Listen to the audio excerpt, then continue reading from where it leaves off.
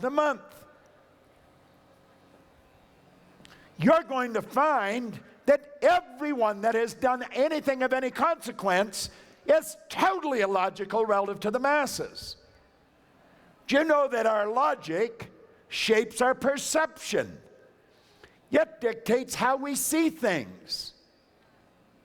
Our perception is our point of view. As we start altering our perceptions, our whole world changes. We want to change our point of view toward ourselves.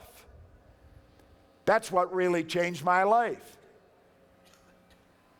How do you see you? Have you ever spent any time just thinking about the electrical system in your body? I've got to work on some kind of a documentary here today where they're talking about energy.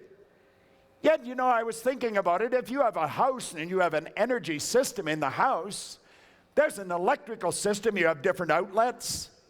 Yet it's governed by law. Well, the same thing with ourselves. Yes, we start to understand our own electrical system and start to understand that our brain is an electronic switching station. Our perception of ourselves starts to shift. Yet, as it does, our life changes. Our perception is changing almost everything in our life. Yet it's going to dictate how we use our time. Our paradigms dictate how we make use of our time. Now think of this for a moment. Everyone, this is everyone, there's no exceptions, gets exactly the same amount of time. They get all there is. So it's what we do with our time that makes the difference. Now think of that for a moment. I remember one time I was going on a speaking engagement with Earl Nightingale, and he asked me, he was downtown Chicago, and he lived in downtown Chicago at the time, and he asked me if I'd like to meet him for breakfast. Well, yes, you know, and I always had a half a dozen questions prepared for whenever I was alone with him. And I remember I was sitting there having breakfast with him, and the guy fascinated me. He always did. Always.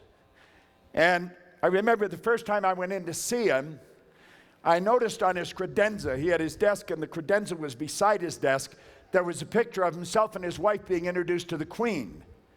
And I looked at it and I thought of a piece of scripture in Proverbs that says, "Seest thou a person diligent in their business, and they'll stand before kings." And I thought that's literally accurate right to today.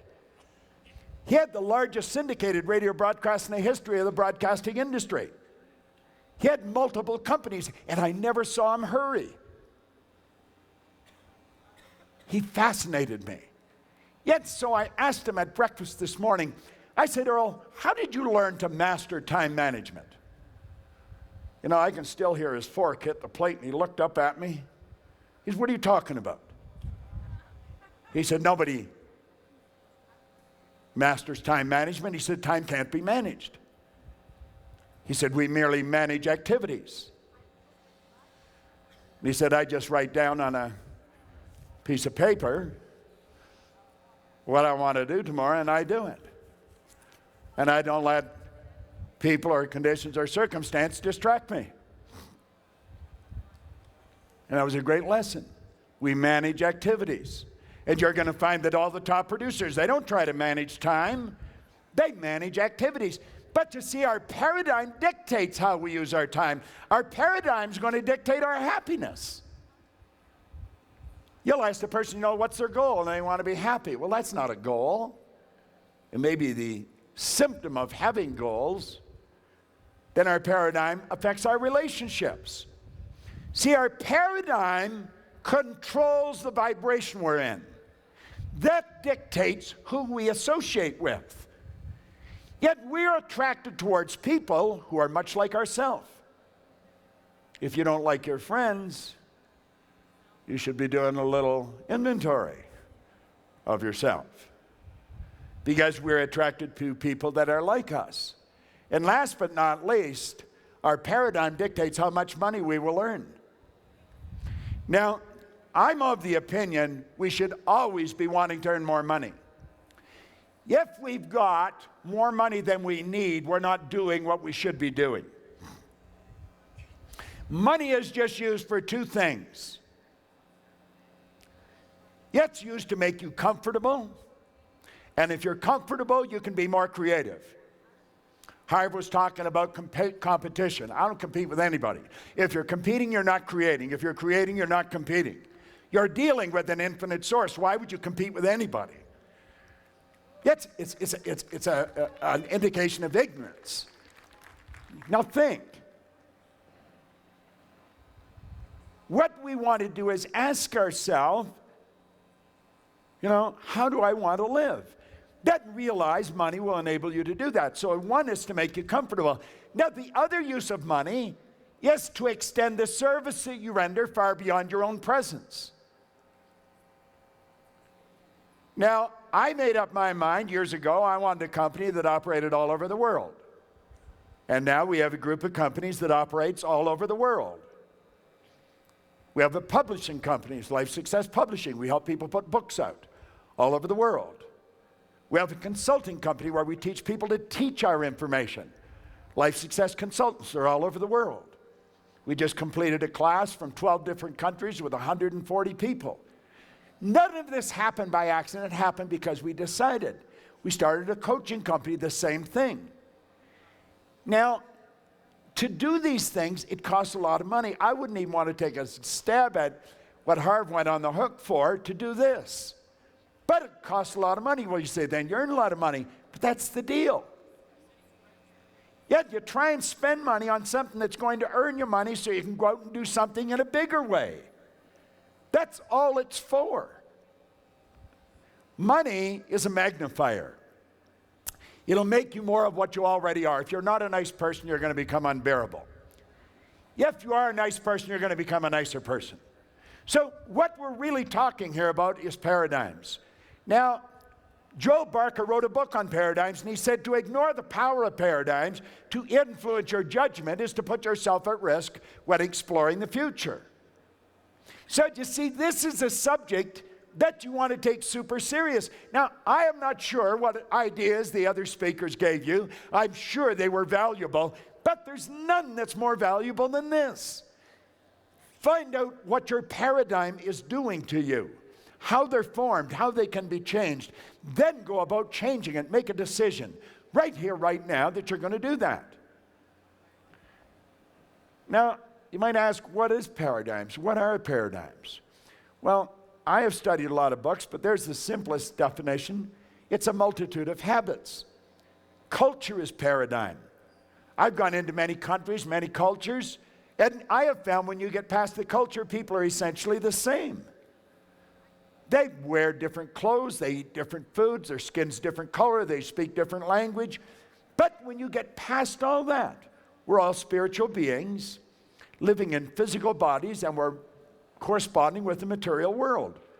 That operates in an orderly way. And as we learn these laws, we start moving in the right direction. So you see, this is something that I think we really want to look at. Now, they're not only habits, they're other people's habits. We inherited these habits. I tell a story that puts the point across pretty well. When I met my wife 30 years ago, we went out shopping, and I said, I think I'd like some turnip. She said, okay, so I picked a turnip up, and she said, what are you going to do with that? I said, I'm going to eat it. Well, she said, I'm not eating that. Well, I said, why not? It's a turnip. She says, that's the root of the turnip. I said, what?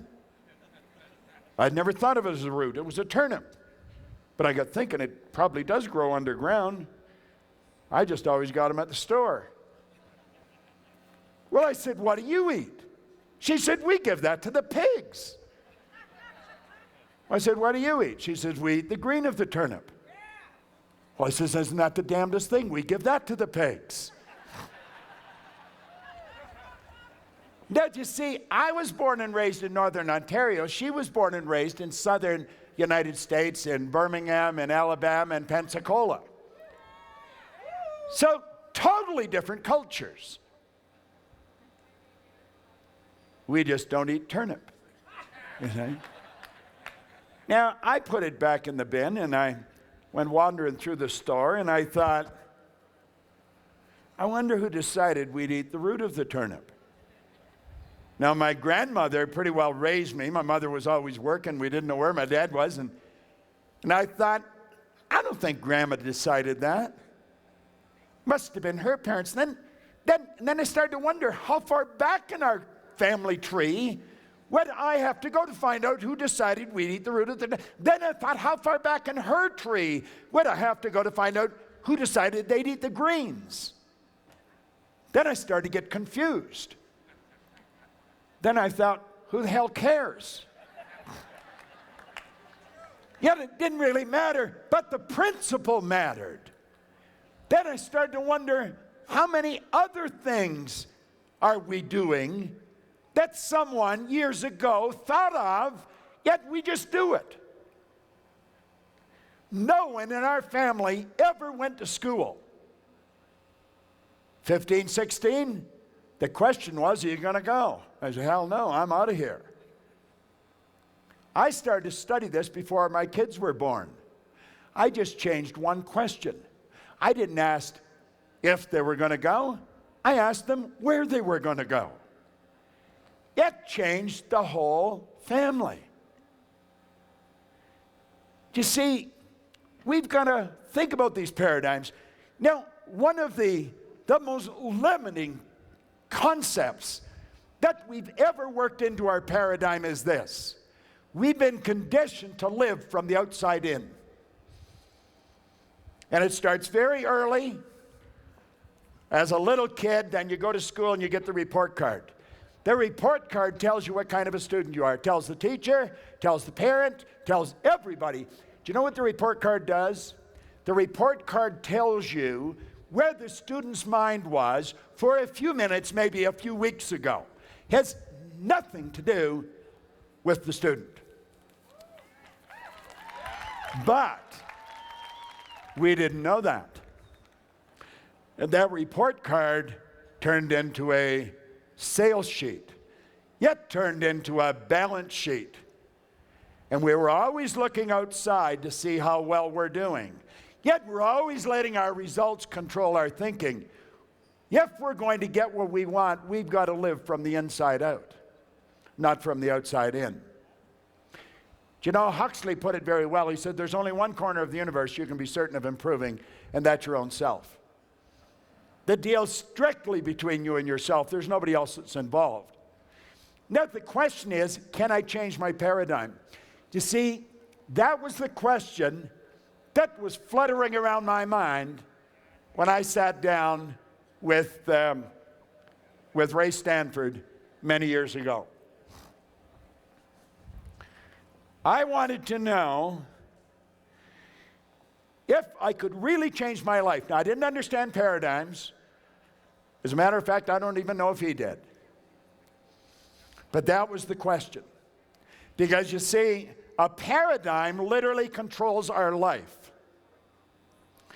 And if we're going to change our life, we've got to change the paradigm. So that question becomes very important, and the answer to it is an emphatic yes.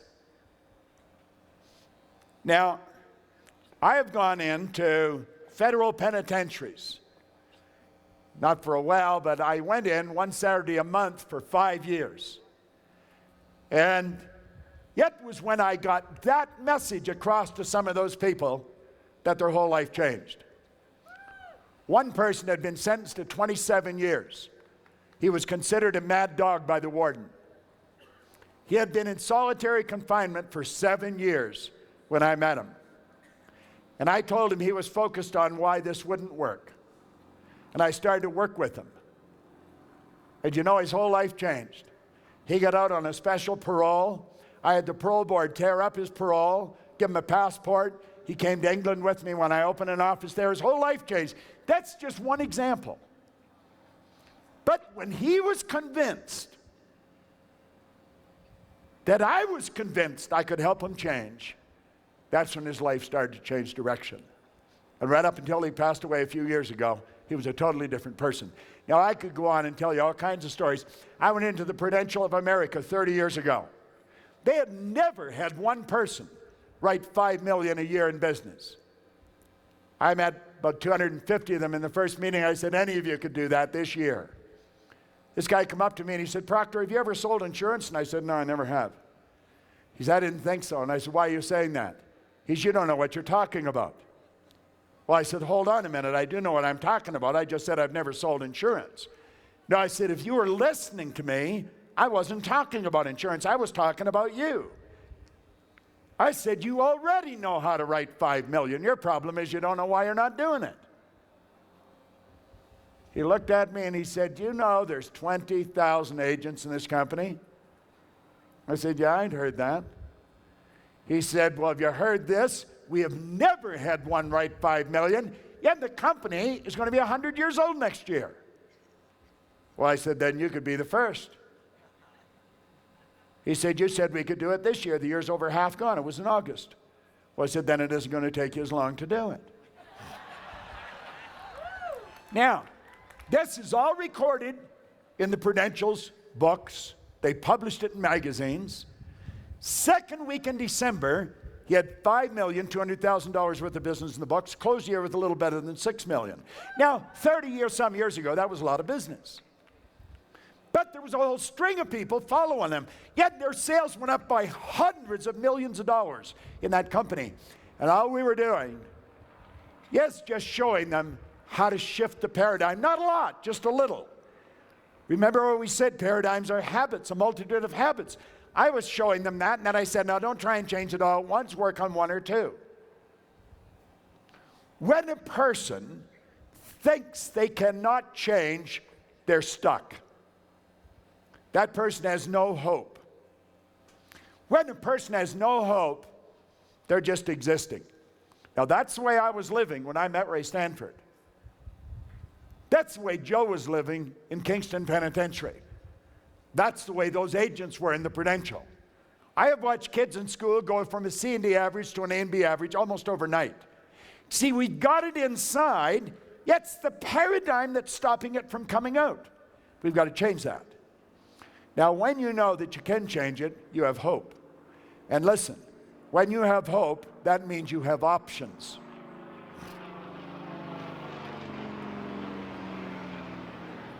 Now, when a person has options, they know they can do whatever they want. It's like when Robert came off the stage and he said, Harv taught me how to earn money, how to become financially independent. Now I can spend my days doing what I love doing. What he was really saying is, I have options. If you have got the paradigm blocking your road, you don't have options. Every now and then you do what you want, but generally you're not. Now, that's rather sad. Now, how can our paradigms be changed? Well, it takes a lifetime commitment to a daily program of self-improvement. You'd say, God, that's big. No, it isn't. You've made a lifetime commitment to feed your body. You've made a lifetime commitment to groom yourself, to wash your body. You've made a lifetime commitment to sleep. These are things that are programmed right into our mind. Well, do you know, when we make a lifetime commitment to studying, everything in our world changes. Now keep thinking about this. Take a look at this guy on the screen. I've known this man for many, many years. Okay? And he's a very successful guy. Now, let me read you something here. I'll just get on my computer and I can see it easier. This is an article that was just a week old. Said this man left school in grade 9 and was a millionaire by the age of 28. Down a little further, yet said now at 76, he's building a new business, Kids Ride to Riches, that teaches children money management. Then he was asked by the interviewer, what was the inspiration for Kids Ride to Riches? This is his answer. Kids came to Skyloft. Skyloft was a ski resort that he owned in Canada. Kids came to Skyloft during the week to learn to ski. I would see kids in the cafeteria with $10 or $20 bills. I'd ask them where they got the money. They said, from mom and dad. Then I said, do you know where they got the money? Well, they didn't know. He says, these kids need to be taught something about money management. Now look here. At the bottom of the caption, it says, Doug Maharg has had many careers. Now he teaches children how to manage money. Now, he says, Harv uses jars. He said, I went and bought these wooden cigar boxes. And he's teaching the kids now about money. But here's the interesting thing. I met Doug for breakfast here, a few weeks back. And he told me that he had just bought all of Harv Eker's courses. One payment, everything that he does. I said, what'd that cost you? And he told me, and I said, yeah, that's pretty interesting. You know? Now, he's been coming to seminars I've put on for as long as I can remember. Here's a guy, he's been a millionaire, multimillionaire for over 40 years. He's 76 years old. Yet he's sitting here right in the front row. Stand up, give him a hand.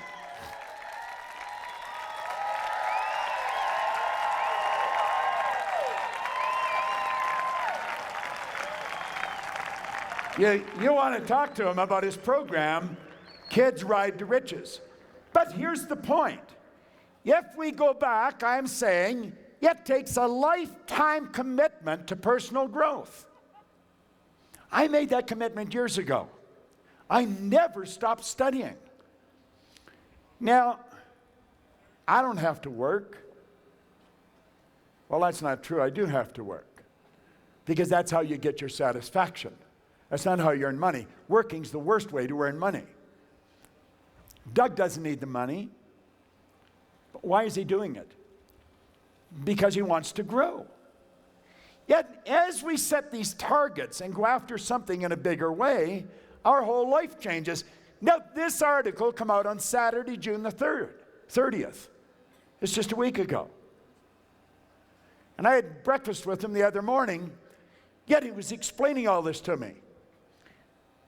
My grandson was in his meeting, and I asked Danny about it, and Danny said it was really good. The kids were getting good stuff. Well, you see, that's what all kids should get. But if the kids are going to get it, who are they going to get it from? They got to get it from us. People say you got to get into school systems. No, you got to get into the homes. They'll get into the school systems. You see? You try and change the administration systems in most schools, you'll have difficulty. But get the parents. Then you'll hear somebody say, well, one person can't change the world. One person changed my world. You can change people's worlds. Now, you and I think in pictures. We do. You know, think of a feather. You don't think F-E-A-T-H-E-R. You see a feather.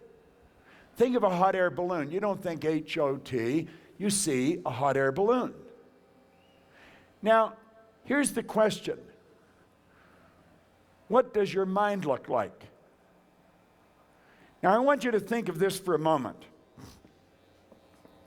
When you hook up your concept of what the mind looks like with paradigms, most people will have a confused state because they don't know what the mind looks like. No one's ever seen the mind.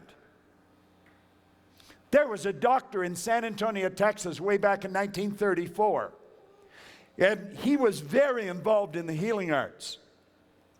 I was fortunate enough to study with a good doctor that studied with this man. Yet he said, if we don't quit treating symptoms, we're never going to have healthy people. And he was very involved in the holistic concept of health, as most of you are. All thinking people are. Now, as he pointed out, we are spiritual beings, we have an intellect, and we live in a physical body. He said, we're just treating the body. And we said, we're doing that because we have no concept of what the mind looks like.